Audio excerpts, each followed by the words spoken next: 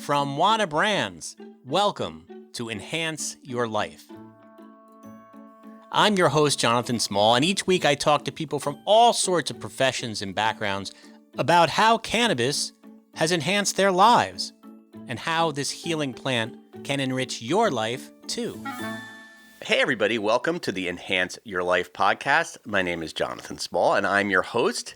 And today we have a very special episode. We're going to open the hood a little and look at the engine that makes the Wana Brands hum. And who better to do this than Joe Hodas and Stephanie Daley. Joe serves as the Chief Marketing Officer for Wana, where he is responsible for generating revenue, creating innovative and refined marketing campaigns for the organization, while helping to grow Wana's brand, its market share, and customer loyalty. And Stephanie is the Vice President of Market Expansion, and she oversees all aspects of Wana Brands' growth efforts in the U.S. and in Canada. And she has led Wana's expansion from a program in Colorado into 11 additional states, including California, Illinois, Michigan, Ohio, Maryland, Arizona, Oregon, Oklahoma, Massachusetts, Missouri. That's a lot of places. And also, Wana is in 9 provinces in Canada and 2 territories. Wana is everywhere. So they're going to talk a little bit about how Wana survived COVID and how 2020 and 2021 was for Wana Brands, and also where you can expect Wana to be in the future. So welcome to the show, Stephanie and Joe. Thank you, Jonathan. Appreciate it. That was a good long intro. You got all those states and territories in there. Good I know. Job. I'm exhausted. I need a cup of coffee after saying all those states. Actually, no. What I really need is a Wana edible. So tell me a little bit about. This has been a crazy year, or a crazy year and a few months. But tell me a little bit how 2020 was for Wana. I know it was challenging for many companies across the board, many cannabis companies. But give us a little overview about this past year. Sure. So from my perspective, it was crazy, right? Just like COVID's been crazy on so many levels. But, you know, myself and my team were accustomed to being able to travel to all of these markets, our existing markets, do QA visits with our partners and, see our partners in person and more, even more so than that was being able to travel and train our new partners. So typically what we do is we have to go into a new market and conduct R&D actually, because our recipe varies a little bit depending on the humidity and elevation in each of our markets. Oh, interesting. So our recipe is there's a few little tweaks that we need to do to it to make a Wana gummy the same in all of our markets, right? So, wow. So we would typically pre-COVID, we would travel out to our partner's facility for about a week, conduct R&D, come back to Colorado, get all of their SOPs updated with, the adjusted recipe, and then travel back to the market for a couple of weeks to train our partners on how to produce our products. So we were, totally confused about how are we supposed to do this, but now we can't travel? Like, right. What is happening here, And, obviously COVID happened earlier in the year last year, and we had 5 markets that we needed to launch last year. And I just remember many days sitting there thinking to myself, okay, so we have to launch these markets. We can't travel. We have to figure this out. We're just going to have to do it, And I remember going to my team, one day and saying, okay, next up, we're going to be, launching Canada. And we actually have no way to travel there because the border is closed. Right. Even if we literally can't get there whatsoever. And I said, so we're going to conduct R&D remotely. And, my team was like, we're going to do what? Wow. And, I was like, guys, I know this is going to be crazy, but we're just going to have to figure it out. So basically, we developed an entire remote R&D and training program that we successfully implemented with 5 of our partners and did get all 5 of those markets launched last year. So it involved a lot of Zoom, as you could imagine. It also involved some resources that we created for our partners. We've implemented an SOP software it really spells out everything really clearly for our partners. And we also have training videos, and we had to build a lot of resources that we didn't have before because we were able to do all of this in person, right? Yeah. Now, do you think you're going to be traveling now that the world is starting to open up again? Do you think you're going to go back and travel, or have you now created a new model and you're just going to stay in your nice office, wherever that is in Colorado? Right. Your nice office, Steph. Yeah. So we are going to do essentially sort of a hybrid. COVID, it was kind of in a sense for us and my team in figuring out, how we're going to move forward. It's been a little bit, not a blessing in disguise is an interesting way to describe COVID, but for us, it sort of was, because it showed us that we can actually do a lot of this stuff without having to get on an airplane, right? Yeah. And the more markets that we launch, obviously the more QA visits we need to do, the more of everything. So what we're going to do now is we are going to go back to traveling and do the R&D portion in person, because that is a lot more efficient than doing it remotely. Yeah, as you can I probably can imagine. Yeah. Like something that took us a week to do in person was taking us probably 3 or so weeks to do remotely. So we're going to travel out, do that first week of R&D in person, and then come back and finish the rest of the training remotely. So we'll be cutting our travel by quite a bit for the training piece, which is great because then it will allow us to actually go visit with our partners that are already up and running and conduct those QA audits and visits and, get that face time with our partners. So Right. We are going to get back to travel. I actually went on my first work trip a couple of weeks ago, which is very exciting. I have not gotten on a plane in over a year. So but I am going in June. So how was it? Oh, nice. It was fine, actually. I felt pretty safe. I've actually been on 2 planes now in the last 2 weeks, and it's like, okay, I'm feeling, it's weird. Yeah. It's weird, but it's not too bad. So Okay. Yeah. Joe, yeah, don't worry. What about for you on the marketing end of things? Did it change the way you guys did business, the way you guys marketed Wana products? Yeah, we didn't really do much last year. Yeah, it was kind of a slow year. Yeah, no, yeah. Well, it didn't change the way we do marketing in the way that it did for Steph and her team, being remote and trying to work with partners that way. I mean, yes, there's a little bit less travel. Normally, if we had a new market that we were launching, we'd go to the market, we'd look competitively who's in the market, we'd have some good quality time with the marketing teams on the ground. But so we couldn't do any of that stuff, but not quite as impactful to our operation as it would be for Steph's team. What we did do, however, is COVID completely changed consumer behavior as it relates to purchasing cannabis. So I think the first big thing that happened was the designation of cannabis as an essential industry for almost every state other than Massachusetts, which is interesting. I'm not sure why they opted not to include cannabis as essential, but nonetheless, in almost every state we're in, cannabis became essential. So what that meant was a couple of things. One, of course, it meant that we could continue to operate, which is most important. But two, I think it also changed the mindset of the consumer. And we saw that, right? We saw that in terms of the purchases and the volume of purchase in almost every market that we're in. I mean, it just went up, right? So in a year where many industries suffered as a result of COVID, and and I certainly want to make sure we recognize that we were very lucky and appreciative that we were not part of that. We actually grew. Our market share and our growth accelerated during COVID. Now, when I said that it changed consumer behavior, what I mean is that the consumer who normally would go into the dispensary, particularly new consumers, like we were seemingly attracting during COVID and quarantine, when people realized that cannabis could potentially be beneficial to their mental health, those new consumers would generally go into a dispensary. They would talk to a bud tender. They would see the products. They'd have a conversation about what they were looking for and why and what formats, and they make a decision that way. And even with experienced consumers, oftentimes the bud tender was a significant factor in deciding what product to purchase. Well, without being able to go into stores, and or at the very least feeling like people didn't want to go into stores, whether they could or couldn't, many began to move to online, right? So that shifted the entire mentality that we had in terms of how we attract the consumer and where, because previously it was a big focus on bud tender, in store, fish where the fish are, they're already there. So let's make sure they buy our product when they're in the dispensary.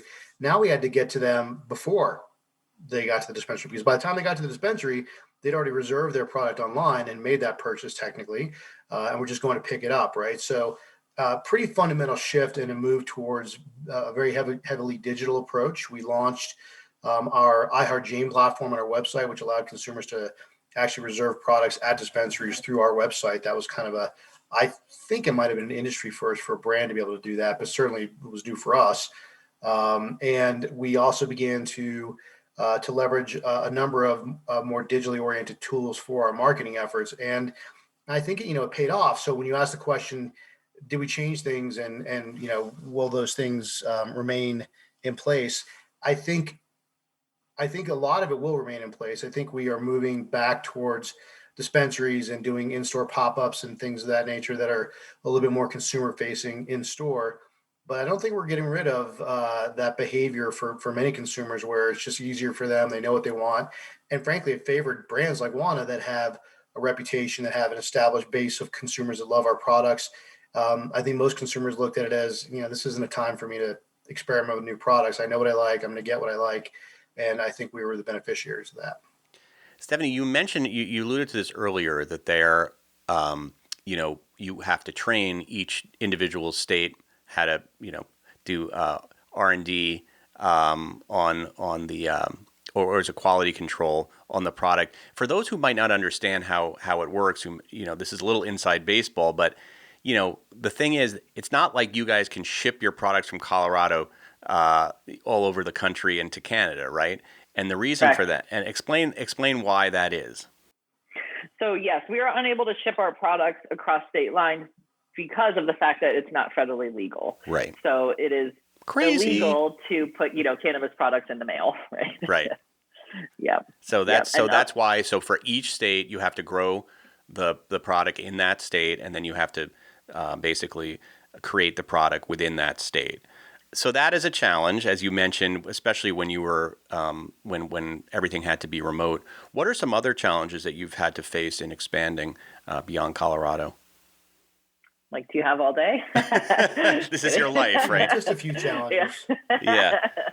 I would say the primary challenge from my perspective is just making sure that our product is actually the same in each market.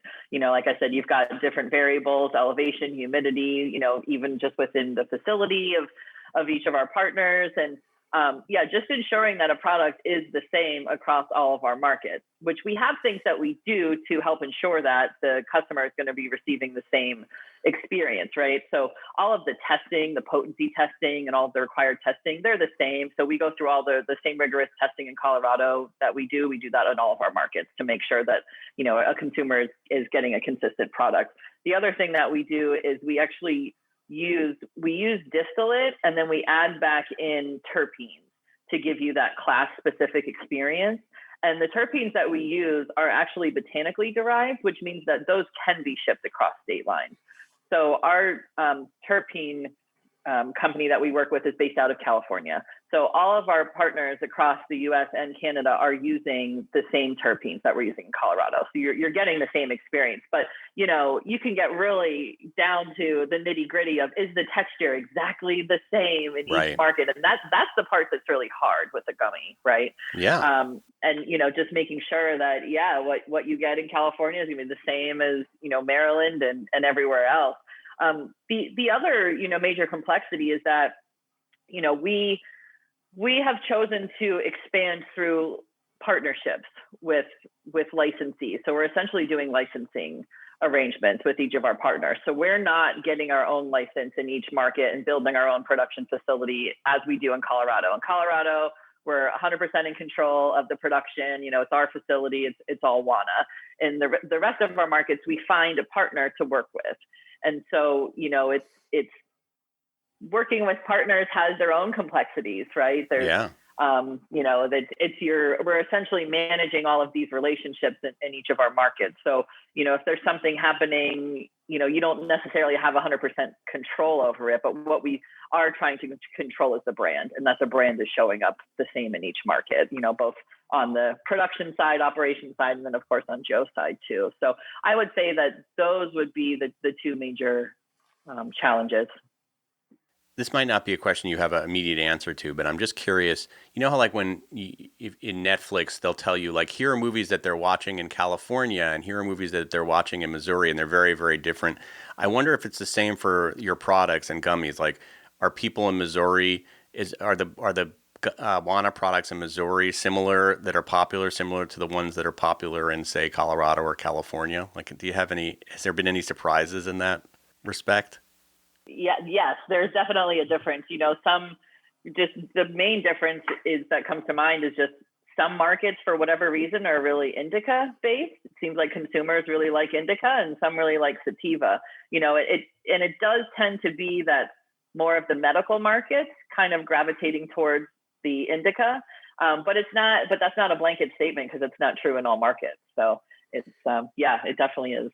And I would add too that it's partly driven by what products we can have in what markets, right? So in some cases, we're limited by whatever the regulations are in a market. And also, I think what's interesting is the sophistication level of the consumer. So a ratio product, CBD THC product, generally plays better in a more mature market. Not always, not to Steph's earlier statement, not a blanket statement, but in many markets, it's usually the more mature markets where they realize, oh, I actually like having CBD with THC together. It's not all about how much THC can I get on a per piece basis. There's other elements to it, right?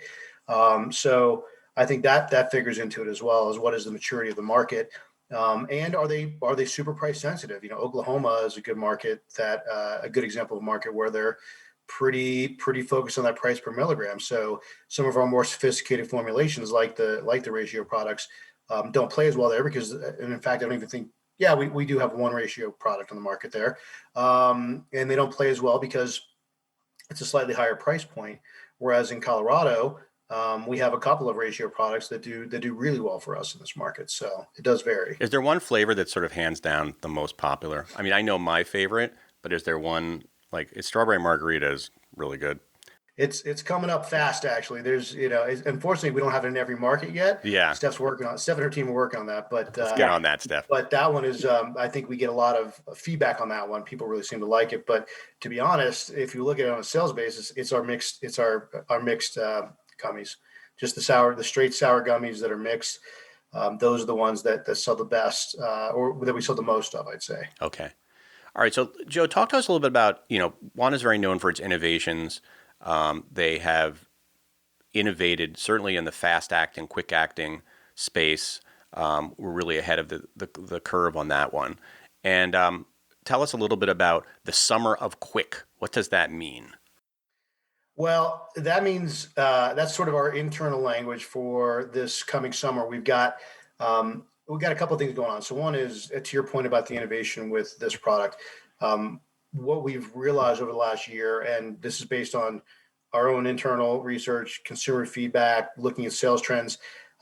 This is potentially the first edible product, our quick line, which you referenced earlier, being the fast acting, that can really be a social edible. Edibles are generally not perceived to be a social product like passing around a joint or a bowl, but a combination of the fact that people really aren't engaging in that, passing of a joint behavior any longer because of COVID, along with the fact that this product it's fast onset. It is a timed offset. So just like the onset, you could say, is 15 to 30 minutes.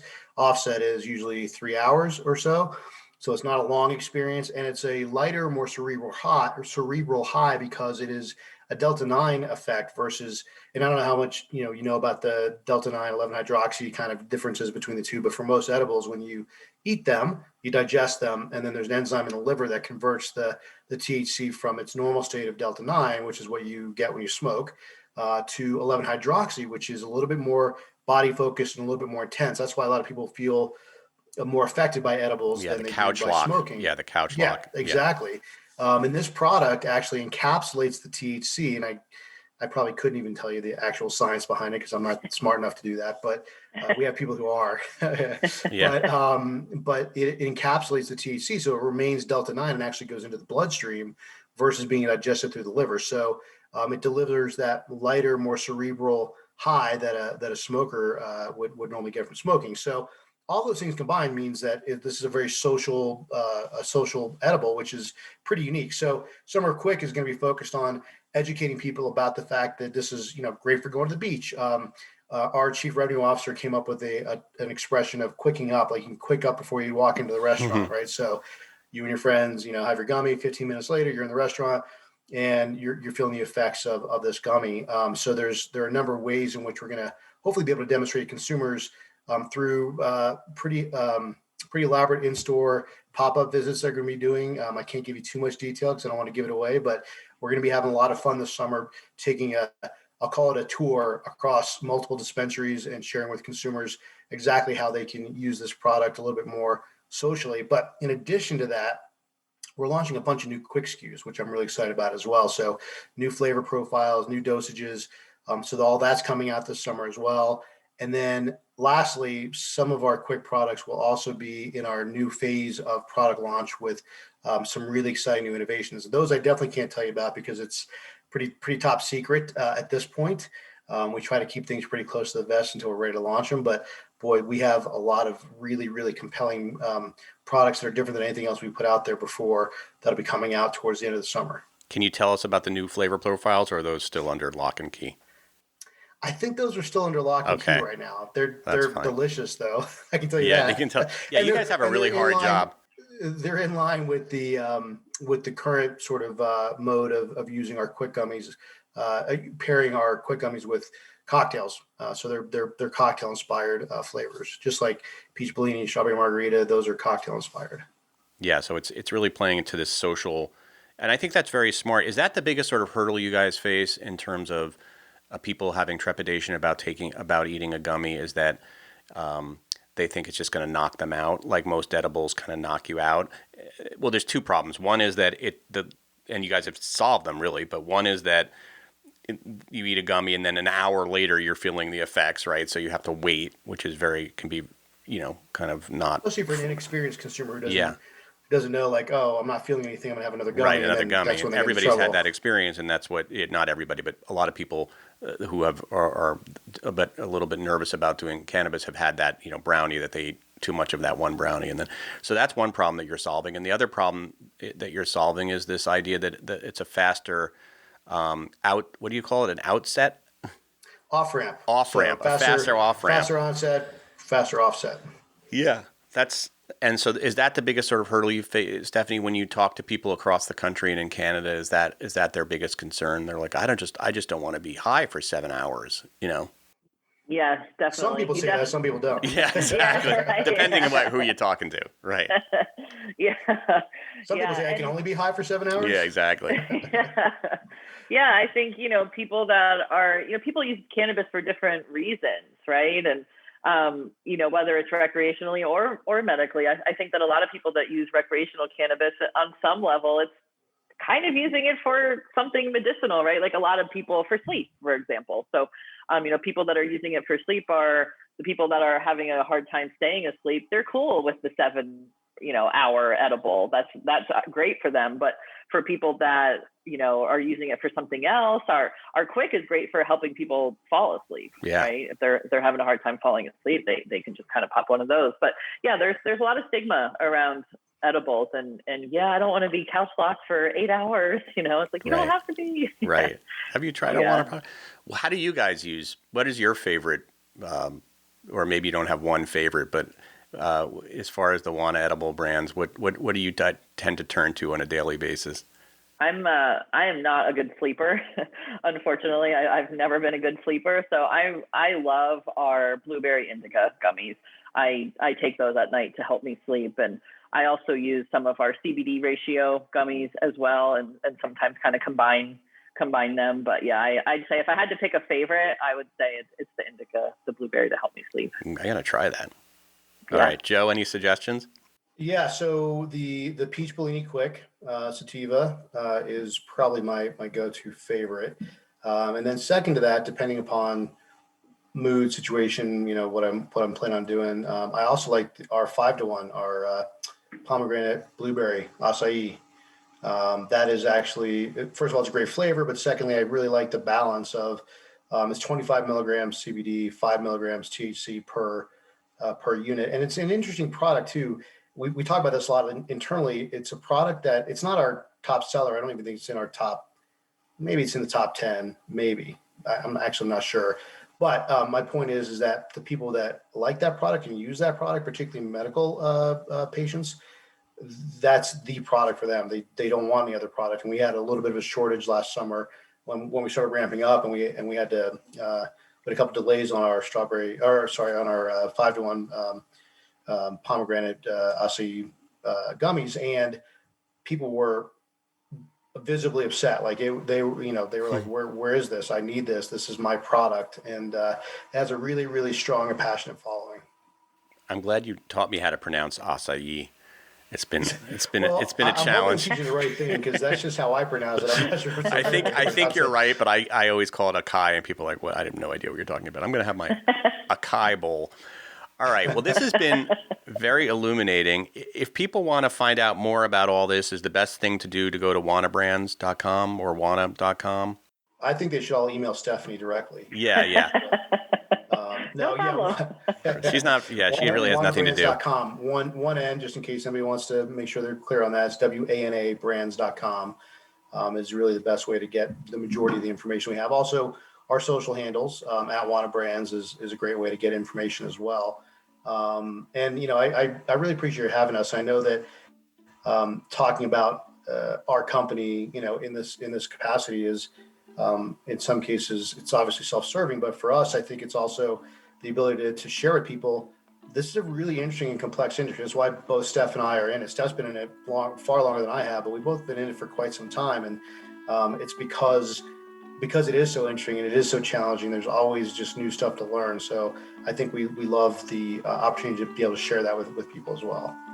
Yeah, no, my experience, and again, I hope this is not an infomercial, and we're very careful on our podcast to not make the podcast an infomercial, but honestly, I know I am just generally as a consumer interested to know the sort of process behind how, cannabis products are made, and certainly Wana has been one of the more innovative products out there, so it's really interesting to hear, what the challenges you guys face are and how you're overcoming them. So hopefully that will be interesting to everybody listening. I'm pretty confident it will be. We could do a whole podcast series on the challenges, though. We could have a whole year's worth of content on that. I know. If you guys like challenges, just let us know in the comments below, and we will every day address a challenge. All right. Well, listen, thank you, Stephanie Daley, Joe Hodas. Thank you so much for joining us on this show, and Godspeed. Enjoy your gummies. Thank you so much. All right. Take care. Thanks, guys. Enhance Your Life is brought to you by Wana, the #1 infused product in the U.S. Wana's entire process is designed to deliver the same great experience time after time. They have spent years fine-tuning their recipes so that their products are delicious, consistent, and potent. For more information, check out wanawellness.com. That's Wana, W-A-N-A, wellness.com.